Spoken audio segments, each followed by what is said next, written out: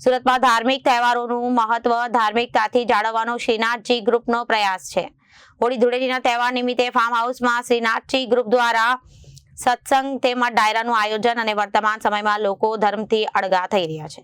સુરતના ધાર્મિક તહેવારોનું મહત્વ ધાર્મિકતા જાળવવાના શ્રીનાથજી ગ્રુપનો પ્રયાસ છે। હોળી ધૂળેટીના તહેવાર નિમિત્તે ફાર્મ હાઉસમાં શ્રીનાથજી ગ્રુપ દ્વારા સત્સંગ તેમજ ડાયરાનું આયોજન કરવામાં આવ્યું। વર્તમાન સમયમાં લોકો ધર્મથી અળગા થઈ રહ્યા હતા। તહેવારોમાં લોકો ફાર્મ હાઉસ પર જઈને અલગ અલગ રીતે મોજ શોખ કરતા હતા, જ્યારે લોકોમાં ધર્મ પ્રત્યેની ભાવના જળવાઈ રહે તે હેતુથી હોળી ધૂળેટી નિમિત્તે મોજની ધૂન નામથી એક કાર્યક્રમનું આયોજન કરવામાં આવ્યું।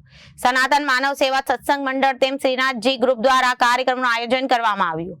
કાર્યક્રમમાં લોકોએ વેસ્ટર્ન કલ્ચર ગીતો પર ડાન્સ કરવાના બદલે ધાર્મિક ભજનો અને કીર્તનો પર ઝૂમ્યા।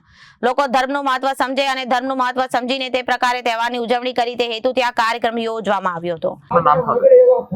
મારું નામ ઈશ્વર ઓસોયા છે। આ મારો મિત્ર છે ભાવેશ વાડોદરિયા, આ અશોક જસાણી છે, આ મહેશ રૂપાપરા છે, આ કલ્પેશભાઈ છે।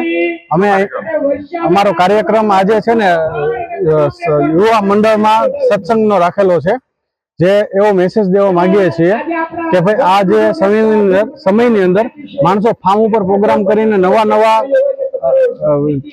નવી તરીકે કરતા હોય છે, તો અમે એક મેસેજ પહોંચાડવા માંગીએ છીએ કે આજે હોળીનો તહેવાર છે, ધાર્મિક તહેવાર છે, તો ધર્મ થાય એવું કંઈક કામ કરવું છે, તો અમે આ સત્સંગ મંડળ રાખેલું છે જ્યાં ડાયરાનું આયોજન છે। તો હું આવી રીતે બધાને પ્રોત્સાહન કરવા માંગીએ। આ અમે છેલ્લા 2 વર્ષથી કરતા આવ્યા છીએ અને આ ફાર્મ જે છે મારા મિત્ર જે બે ઉભા છે, ભાવેશ ને અશોક, એમનું ફાર્મ છે। આ સનાતન ગ્રુપ દ્વારા એ પ્રમાણે ધૂન રાખવામાં આવી છે।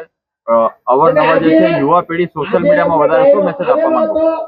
બસ કે ભાઈ આવું જ બીજા પ્રોગ્રામ કરવા કરતા આવું પ્રોગ્રામ કરે તો એમાં બધાનું હિત થાય, જ અમારું છે સંદેશો।